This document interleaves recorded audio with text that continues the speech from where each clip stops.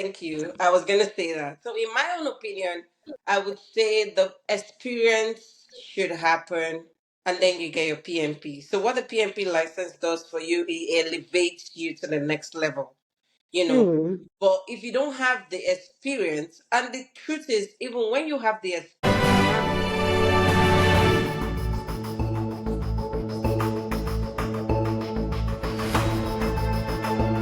Welcome to the Project Management Experience, where we would be sharing real life experiences of project managers of how they have been charting waters in the project management space. And they would be sharing, of course, some of their pitfalls and successes in the project management domain. Today, we have on our episode Jane Cole. Let's dive in.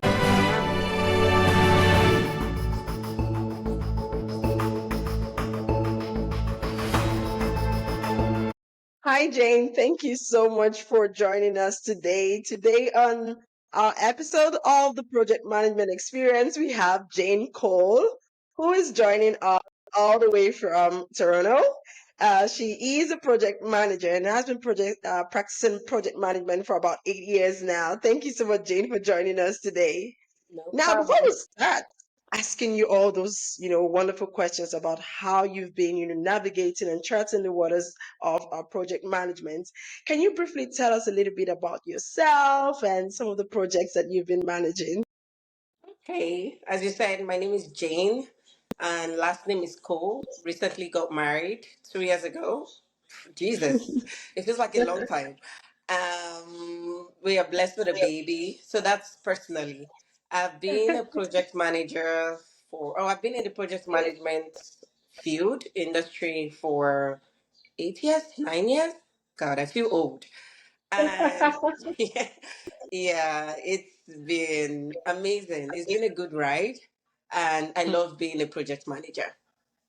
All right. Thank you so much for sharing that, Jane, and congratulations on your baby. Must Thank be you. really must be really interesting, having a family and managing projects, because I know that project management can be very demanding. You have to deal with difficult stakeholders, you have to deal with, stringent timelines, and it must, in fact, managing a home is a project on its own, right?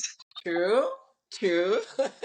All right. So thank you so much for joining us again. Now, what really inspired you to join project management, and what really makes you love project management? Can you tell us a little bit about why you chose that career path?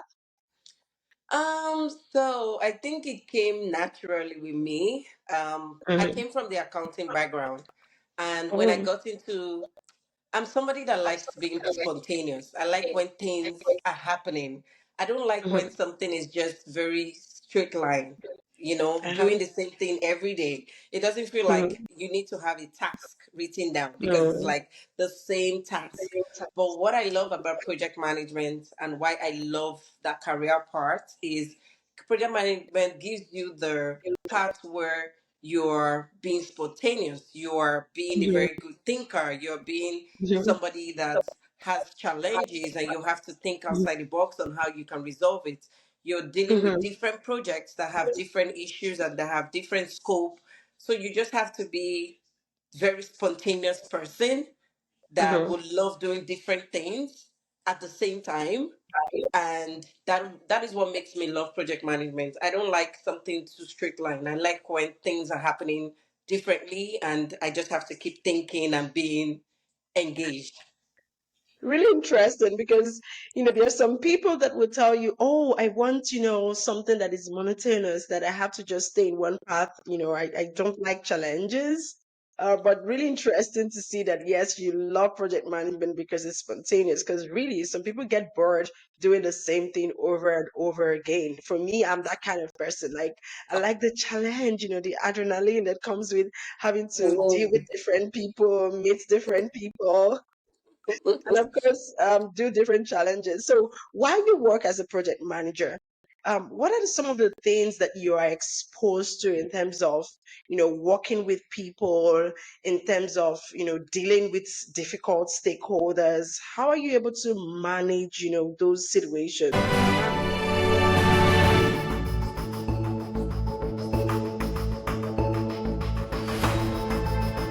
situations really in projects? I think for me now, this is where the interpersonal skills come, where Mhm. you have to be a very friendly and nice person. That even Uh-huh. when somebody tells you to fuck off or get out, you are still giving Mhm. them a smile to let them know, Yeah. like, I understand your challenge. I understand. That's where like the good customer service person comes in, because Mhm. the word that says the customer is always right. That is where Mhm. it comes in, where you need to be able to manage your stakeholders in a way that even when you get the agitated ones that are Mhm. giving you all the bashing or the insults, Mhm. you need to have a very good composure and Mhm. understand where they are coming from and be able Mhm. to talk to them in a way that they can reason with you and you guys Mhm. can come to a very good agreement. So the Mhm. interpersonal skill where I'm talking about is me being a very nice, cheerful person, always having the positive energy even when I'm Yeah. draining. But I give off that vibe just so that people Uh-huh. feel comfortable around me and just Mhm. know that I understand their pain areas and I'm with them and I'm working towards making them to feel good and helping them in Mhm. their project to make sure the project is successful. Okay, I can definitely say that for free. You're E for energy. So when it comes to motivating people to do your will, I know that you have that 10/10. So yeah, thank you for sharing that as well. I wanted to ask also, with respect to competing priorities on a project, you're managing different projects at the same time, and each of them have maybe with respect to resources, when I talk about resources, I'm talking about the cost, the labor, and equipment and all that. How are you able to decide which one should come first, like which projects should take the utmost priority in a company? So basically, as a project manager, depends on the industry you're working. I've Mhm. been, I've been involved where I'm handling like five different projects all at the same time. But Mhm. what I tend to do with that is I then prioritize. And when I say prioritize, is based on, first of all, you have to look at the company's objective, look at Mhm. which project is the company putting touchlight on.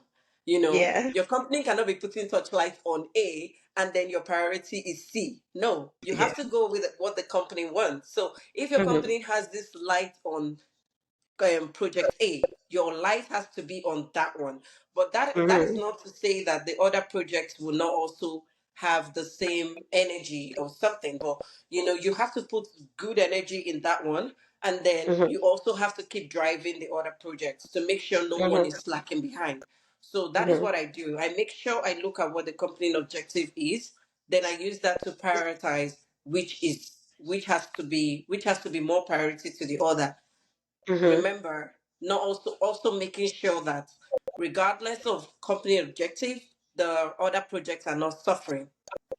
So you need to also be able to multitask in a Mhm. way that being a project manager, you're handling like five, six different projects. You need to know, okay, regardless of how many projects I have everything at the top burner. I'm tracking this, I'm tracking this. You need to make sure you have everything right up in your head. So that is how Okay. I prioritize my project. Okay. Interesting. That is really, really interesting, ensuring that you are working and aligning with the company's strategic objectives so that you're not, prioritizing a project that is not, of utmost priority to the company. And then, of course, that can be a huge disaster. Yeah, I totally, totally, totally align with you. Now, I wanted to ask again, and I'm like, oh, so many questions, but they will keep coming. In terms of challenges, dealing with challenges on your projects. I want you to tell us about, a specific situation where, you had to deal with this challenge that really necessitated you, thinking outside of the box or putting on your, that PM heart and ensuring that you actually solve that issue on your project. So can you walk us through a specific situation? To be honest, there are so many situations. So this situation is not like it's the best or it's the one that strikes off, but it's the one that I know that. I was able to, think outside the box, and my own idea was what was bought. So basically, Mhm. what happened was when I was in Nigeria, there was a project that I handled, which is diesel tank deployment. Like we use diesel a lot in Nigeria. So this diesel tank deployment has to be that when you are on site, each site has like their diesel level capacity. They Mhm. have like the 3,000 liter diesel tank, 4,000, 5,000. It just depends on the site. So Mhm. basically, because I was in Lagos and we have different sites in different regions, we need to Mhm. like trust the service delivery people, officers on site, to give us Mhm. what they need on site based on the specification of the diesel tank and stuff.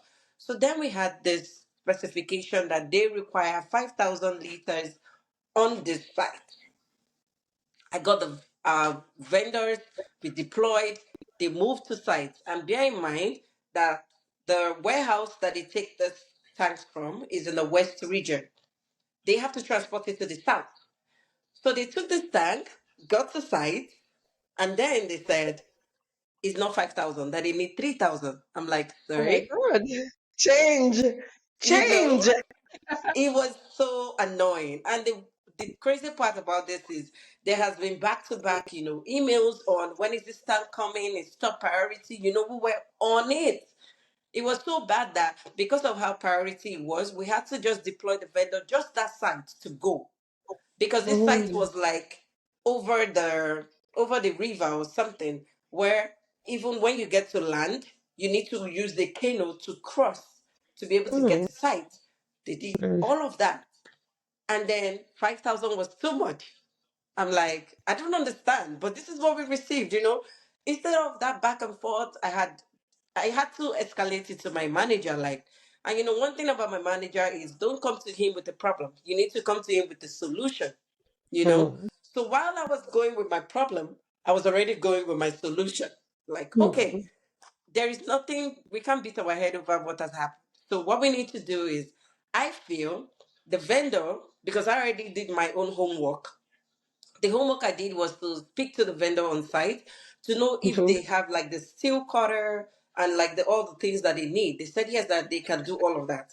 So when I was speaking to my manager, I said, this is the feedback. This is the solution that I have.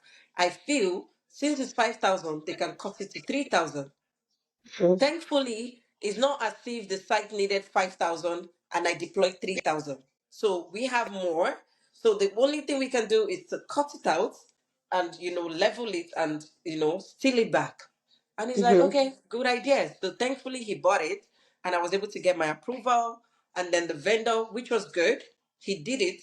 Then another thing I did is, instead of having the vendor just sit in the region and not do anything, there were other sites around that area. So I also tried to get other PMs to engage that vendor to do other projects while they're just waiting there. So the Fantastic. vendor was very appreciative. It was a win-win situation. We had the 3,000 liters, deployed. Everybody was happy. And yeah, it was something like I had like a clapping moment on a Monday morning meeting, that kind of a thing. It was, this shocked to me because it was like the first,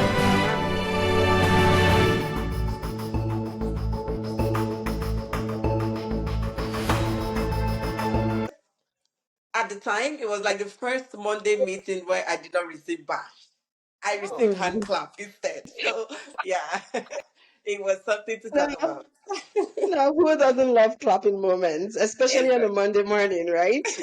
Yes. Wow, interesting one. I really do love how you navigated that one, especially the aspect where you then worked with other PMs to see how you could even, have the vendor deploy other projects. That was a very good one, managing time and resources effectively. Very, very outstanding. Thank you, Jane, for sharing that. The No other problem. question that I wanted to pose would be respect to a successful project. Now, you've talked about a challenging one. What would be that aha moment for you that you would sit down and beat your chest and say, "Hey, scope went well, time went well, budget went well." Like, has there been a time where You ever got everything 10 over 10? I will be lying if I say that. No, I will be lying. I'm not going to lie. I no. It's like all the projects, there's always change. There's always something happening. Mm-hmm. Well, I could say maybe just very minute projects, easy peasy, you know. You could have Mm-hmm. projects like that. Maybe a move project that I had that just went. But regardless, there are still like some commas inside, but it's not Mm-hmm. like a major change to scope or change to delivery timeline. Everything was Okay. maybe changed to budget, maybe, but it wasn't like a major risk that I encountered. So yes, I would say I've had few projects that went according to the time, according to the scope, maybe not the Mm-hmm. budget, a little bit. But yeah, at the end of the day, when your project is successful, you will still receive Mm-hmm.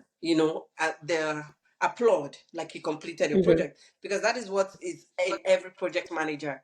Regardless of all the challenges, or the change Mm-hmm. scope, or the whatever that Mm-hmm. goes on, once your project is successful, nobody really cares about what has happened. Everybody I just, agree. oh, it's successful.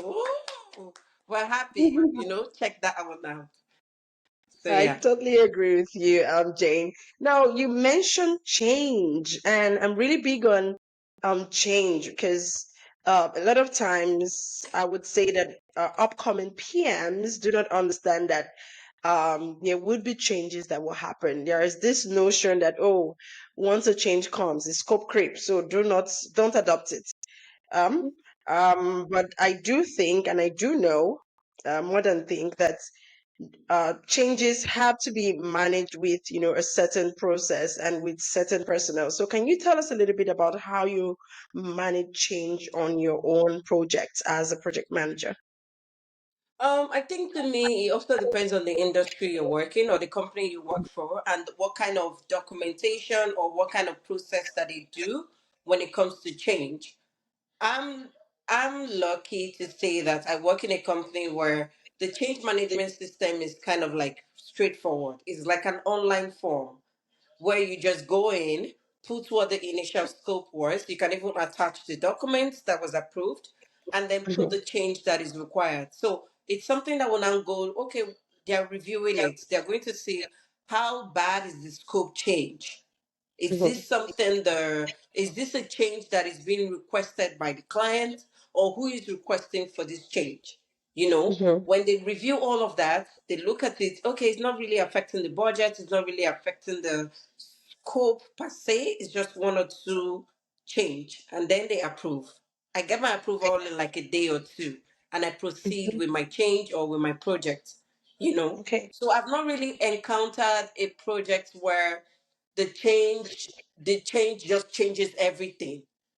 So I Mhm, haven't really encountered that. So even when I was working before, even when there's a change, because I was in the PMO office, we were also in charge of those changes that happen in the projects. So what we do mhm, is we all have like a small meeting, like three or four people, to brainstorm and look at the change and see, okay, is the client requesting for this change? Okay, what are we going to do? We need to do it because the client is requesting for it. However, because even if it's the client that's requesting for it, is this change okay to do? Yes, mhm, we proceed. So it's mhm. not So like you have we've like a been, yeah, yeah, it's so you not have like like a change management board, or you have a specific personnel that manages change for you. Yeah, it's like PMO mini office, but I wouldn't Oh, say okay. because some people are not really. Different companies have their different naming Yeah. certifications for different roles, right? So I Mm-hmm. wouldn't say they are like the change management board, Mm-hmm. but I would say they are like the process management team or Okay. delivery team. So they are in Okay. charge of, okay, whatever changes in the process, okay, we are approving or we're declining. All right. Thank you, Jane.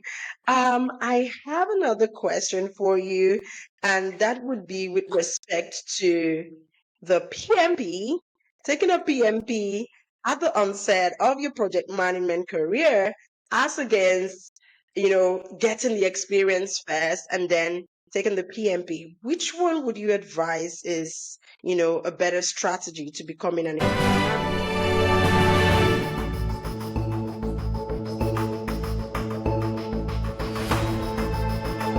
effective project manager?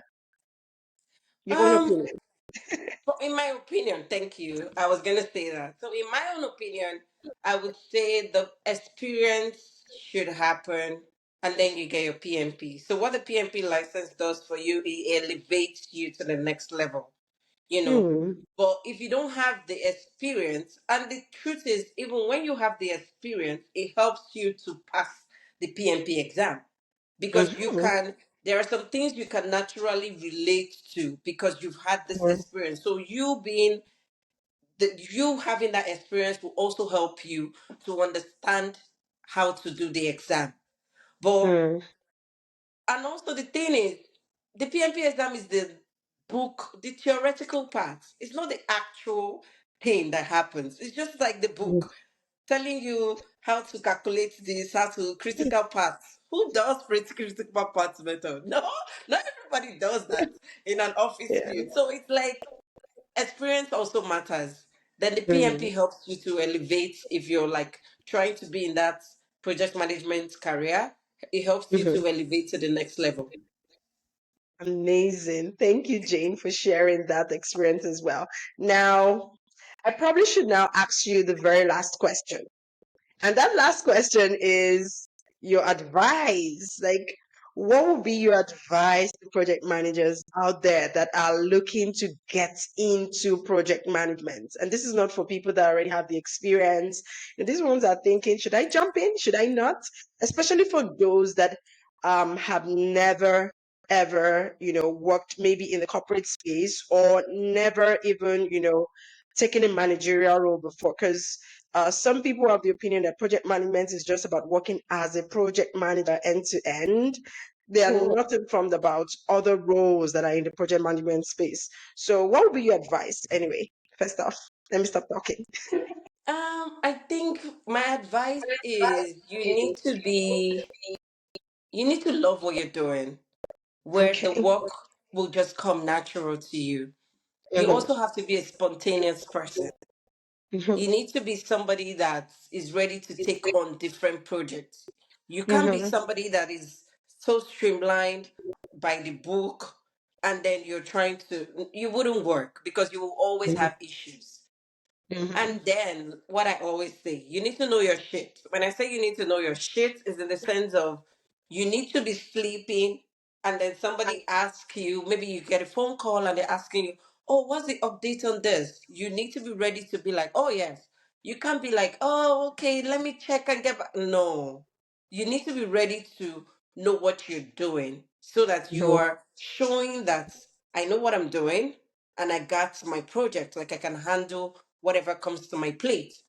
And Mhm. then last thing is you need to be a very friendly. I wouldn't say very friendly. You need to be a nice person. You need to be, cheerful, good, nice, in the sense of when you have agitated stakeholders, you have stakeholders that are not ready to talk to you. You're in a meeting and they're looking at you with a stern look. You need to be giving them the smile, even if they're looking at you like, you need to be smiling. How are you doing? That kind of a thing. Even if in your mind you're like, I could slap you, but then you're still giving them the relaxing, I got you, friendly look and talk to them so Mhm. that they can be able to feel comfortable to also talk to you. So your Mhm. interpersonal skills also plays a good role in terms of being a project manager. And also being spontaneous helps you in a way that you're able to think outside the box. You're able to get issues to resolve whatever problems comes in your project. So that is the All advice I right. would give. All right. Thank you so much. That's very, very detailed advice. Really, really appreciate that so much.